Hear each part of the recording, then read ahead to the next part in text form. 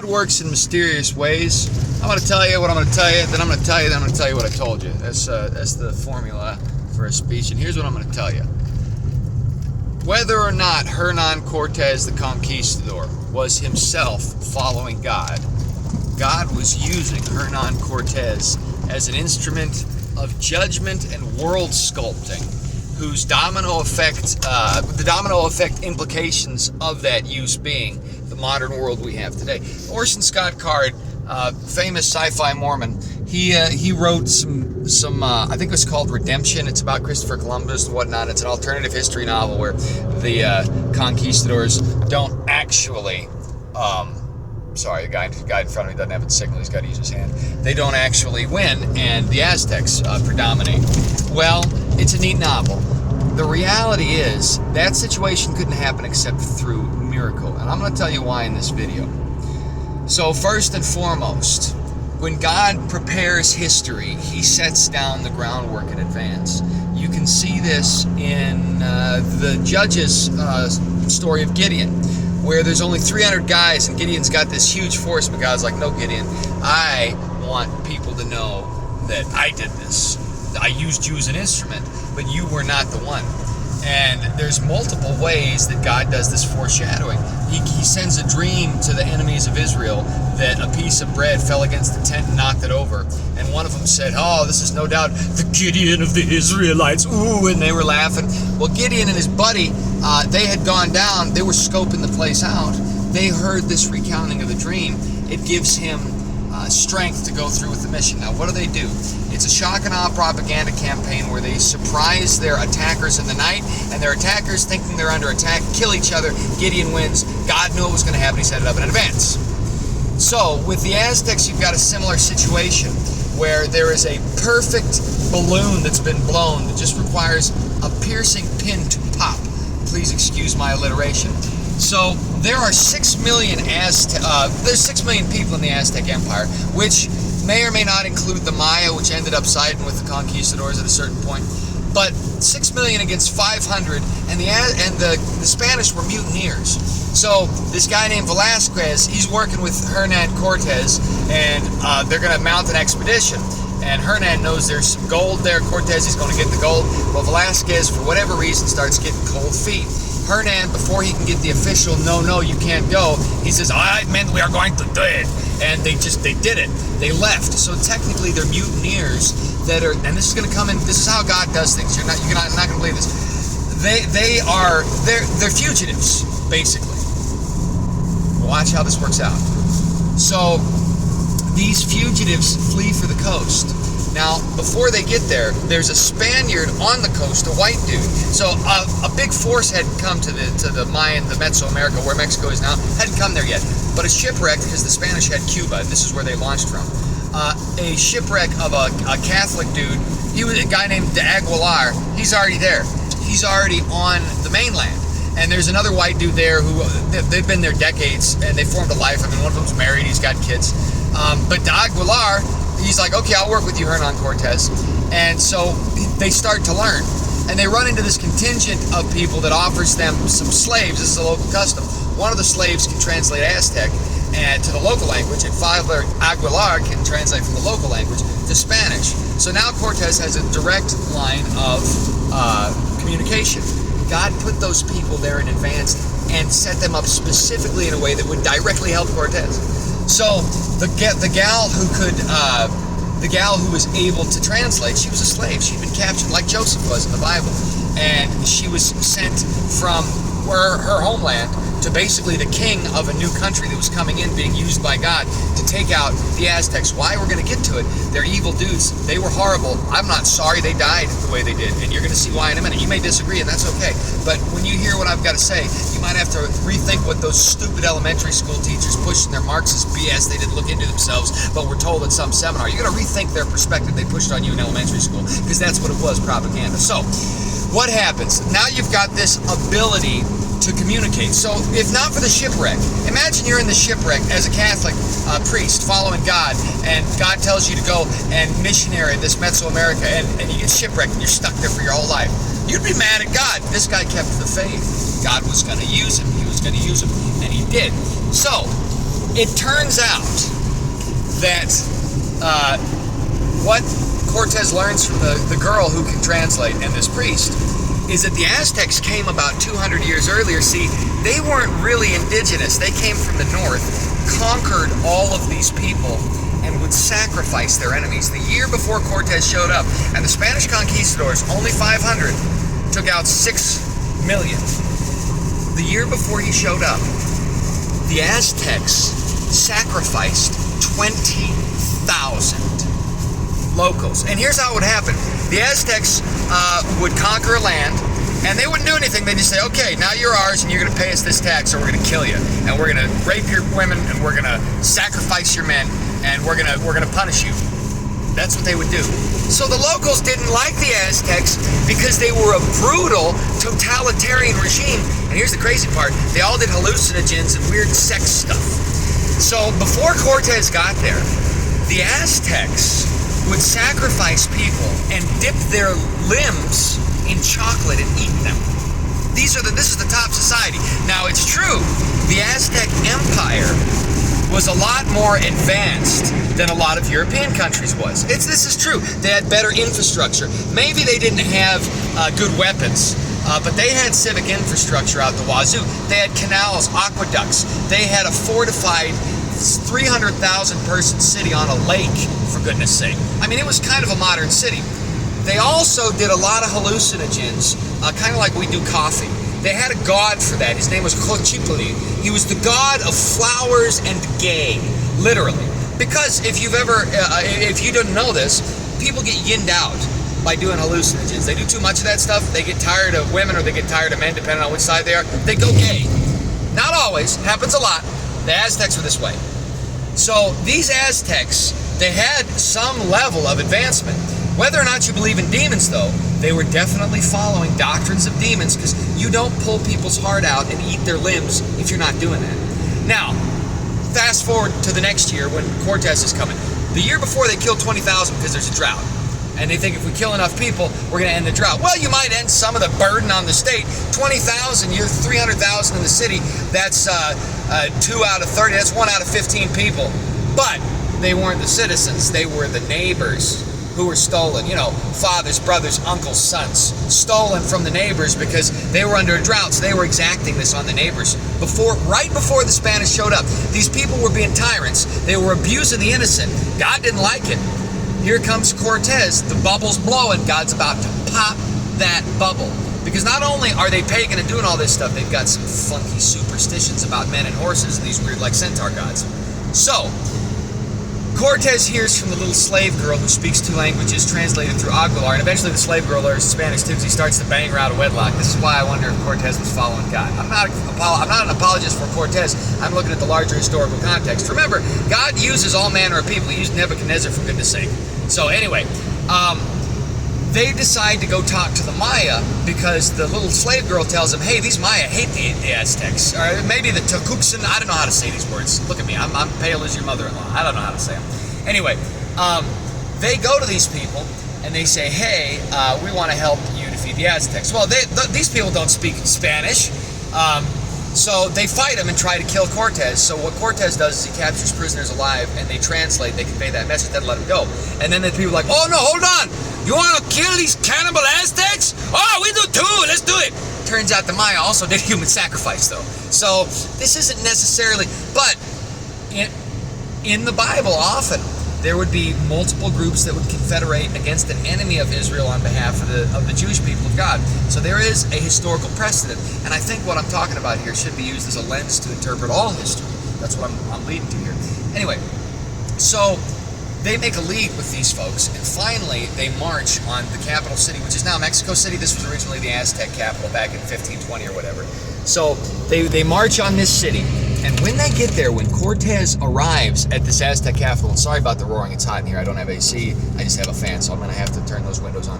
When they arrive there, the first thing Cortez witnesses somebody having their heart ripped out and their body thrown down the steps. You see Apocalypto? Okay, The only historical quibble among the leftist historians is whether or not 20,000 were killed the year before Cortez showed up, whereas Mel Gibson's film takes place in the year before Cortez shows up and ends with the Spanish showing up. Great little twist. Great empires that are corrupt crumble from within, not without. See, this is what happened with the Aztecs. They were very corrupt. So, Cortez gets there. Montezuma doesn't know how to deal with them. Number one, the locals are tripping balls and think these might be horse gods, because they're coming on these horses, so they're not quite sure. Number two, Montezuma, they call him Moctezuma now. I'm not going to be politically correct. This dude's like, I don't know what to do with these Spanish. They've got magic boom boom guns we don't have. We got aqueducts. They've got fleas, disease, and magic boom boom guns. What if there's more of them? We got to be smart about this. That was the wisdom of man, which is not the wisdom of God. You see, man's inventions and the wisdom of humanity against the divine wisdom is shrewd, but it doesn't have the future in play.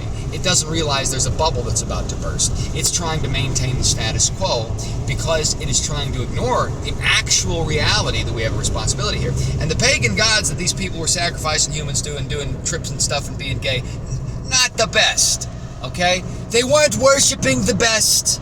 They were not worshiping their best. So, what happens? Well, they bring the Aztecs in, they give them gifts of gold. Now, Cortez is definitely greedy. He came for gold, and he's a fugitive. He's technically a mutineer because they left under Velasquez. So he's got to prove himself. If he doesn't win against these Aztecs and get some gold and some new lands for the crown, he's probably going to jail, might even be executed. So he's got a motivation. He's got a character motivation. As an actor in a scene, he knows why he's doing what he's doing, right? So this gold, I like this. You know what I don't like, though? I don't like murdering people and throwing their corpses down the steps and then eating their limbs and dipping them in chocolate. But the chocolate's good. I do like the chocolate. So Cortez is dealing with this. Well, while he's figuring out how to deal with these Aztecs, how to be diplomatic, guess what happens? Velasquez sends 1,000-person strong armada filled with smallpox. They didn't know that, to get Cortez back for the mutiny. So, the mutiny that happened a year ago, they've only been there a year by this point. Again, 500 against 6 million. The mutiny has resulted in actions from the Spanish crown. What are those actions? Now there's a force coming in on the coast. What does Cortez do? Well, they go and they, at nightfall when it's raining, kill most of the other guys, the survivors, or the ones that I surrender. You work with us. We got gold in the city. So those guys come along. The thing is, they got smallpox. They didn't mean to have smallpox. Stuff happens, right? So they go back to the city, the Aztec city. But when Cortez goes to the coast, he takes his best guys. He leaves the B-sides behind. And some say that the Aztecs plotted to kill them. See, there's this incident between the Maya and the Aztecs where there's a temple. It's a holy city of the Aztecs. And the little servant girl tells Cortez they're going to kill him by night. So Cortez kills them first, and they live. So there's this precedent in the city that the Aztecs might be doing that again to the small garrison that's been left behind. And we already know they don't like them. They did plot to kill them before, and they murder people for breakfast because that's what their tripping religion has told them to do. Believe it or not, that's what they were doing. Whether or not you think it was good or they were legitimate, they were killing people and doing hallucinogens out of the forest with the god of flowers and gay. Okay, so these guys are on edge. There's a big religious dinner. They're probably killing people. They're probably ripping their hearts out. They're probably eating chocolate. So, what does this guy do? He either says there's a plot to kill us, or he sees these people eating other people in chocolate. There's all this gold around. He's like, you know what? I'm just going to do it. Whatever the case, I don't know if it was right. I'm saying this is what happened in the context of history. Whatever the case, they slaughtered all the noblemen. These are the upper crust. This is Tammany Hall event in the New York of the Aztec Empire. And it's chaos. When Cortez gets back, it's just chaos. So he's got to fix this, but he can't fix it. And now all the Aztec locals are mad and chase him out of the city. And about 800 local Mayans and several hundred, it's like 4,000 Mayans and like 800 Spaniards. And Cortez, he barely escapes, like maybe 100 guys, 80 guys, I don't know. It's like he gets out like with 10% of what he had, and a bunch of natives get slaughtered. Here's the deal, though. The people that came in from the mutineers, God sent reinforcements through the mutiny, okay? Because the Spanish crown is coming to get Cortez. So God sends them right when he needs them. Right when he needs them. And what do they bring? Smallpox. So Cortez is decimated, just like Gideon was. And the smallpox takes out these pagan cannibals, these heart-ripping, gay-tripping stinkers. Now, they had some wonderful achievements, and there was some beauty in that culture. I'm not denying that. But the culture had become pagan to the point where they sacrificed 20,000 of their neighbors for BS that was not ever going to pay off, and ate their flesh and chocolate. That is not the kind of people that should persist through history and become advanced like we are today. It really isn't, even if they had nice infrastructure and civic design. They were a bit of a scourge on the locals, and they were an invading force that was not there thousands of years. They were there 200 years before, and they came and started eating the locals and ripping their hearts out for fake gods. Okay, their fake gods said, you're going to go to an island where an eagle grabs a snake and build a city. So they did, and they just started, like the mafia, exacting rent out of the locals at penalty of sacrifice. I mean, there was a civilization to it, but it was evil. It was very evil. The Spanish saw it, and I don't care if you say, no, human sacrifice is our culture. You are wrong and an idiot. See my nasty teeth? I'm sorry. But if you think human sacrifice is okay, you are wrong and an idiot. I do not have respect for you. Shut up. Don't talk. So, the Spanish came in.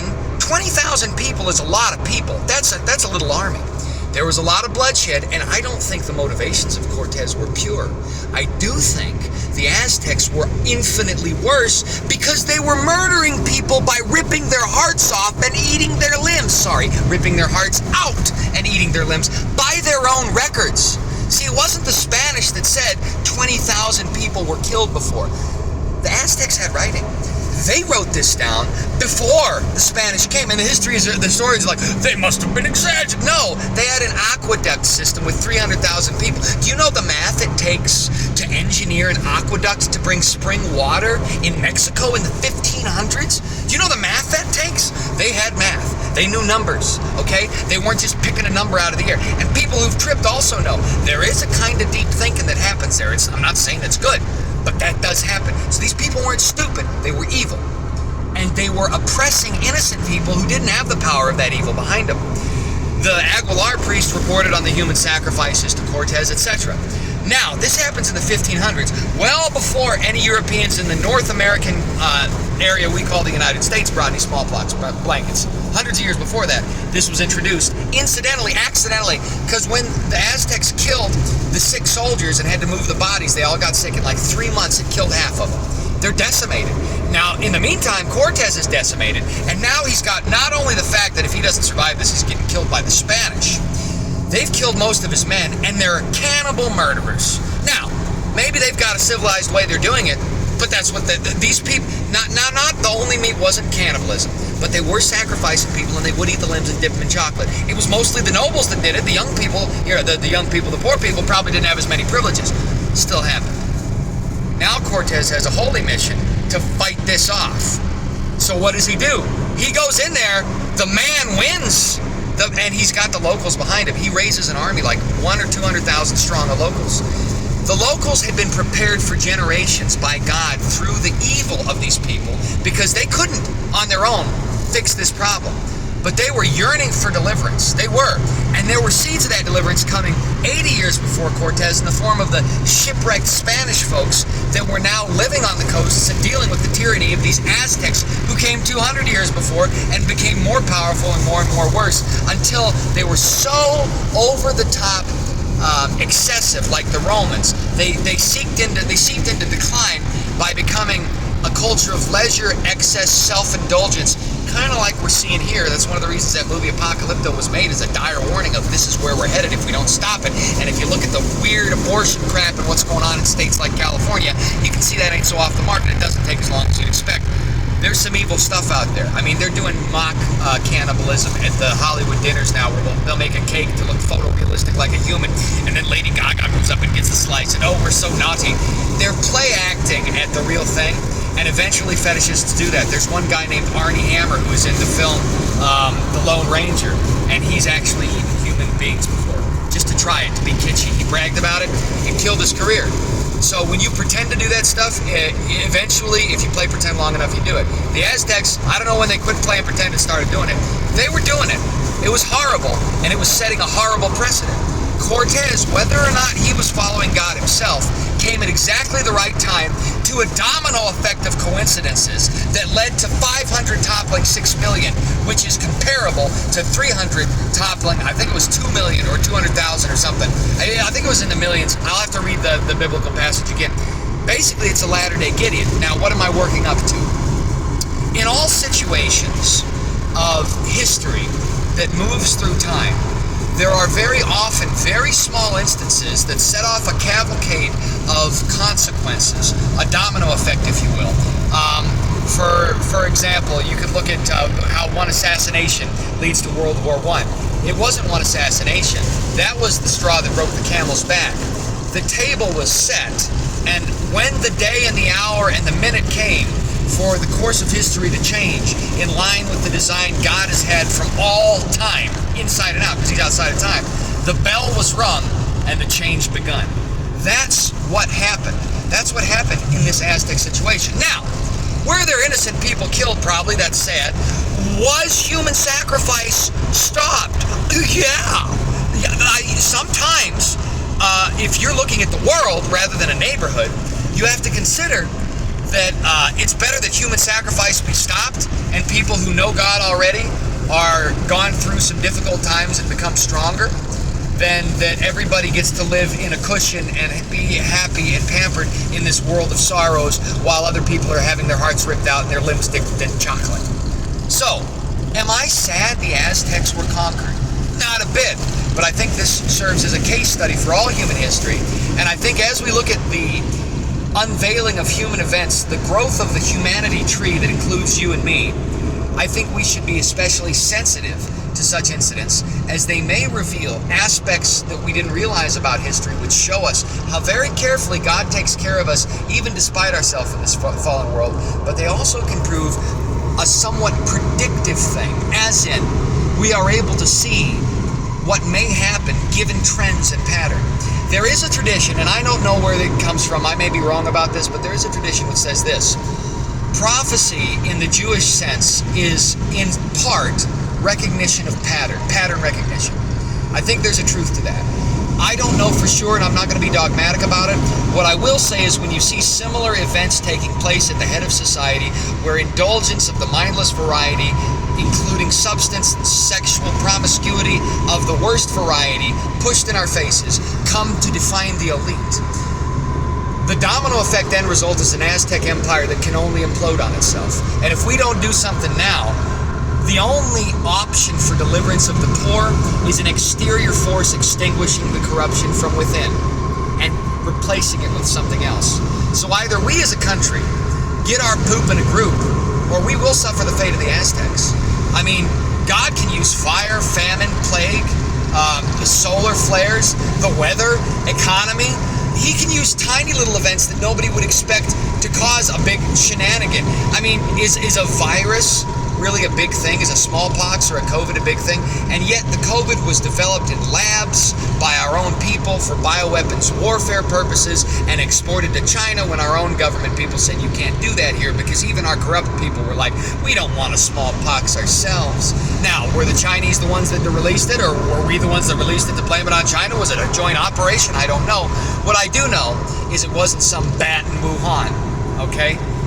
And I also know that the smallpox that came during the conquistadors' time weren't deliberate. It was bad and horrible. It wasn't deliberate. It was a confluence of events. So the course of human history is something to pay attention to. And I just think that was a relevant and worthwhile thing to consider in context of the times in which we live.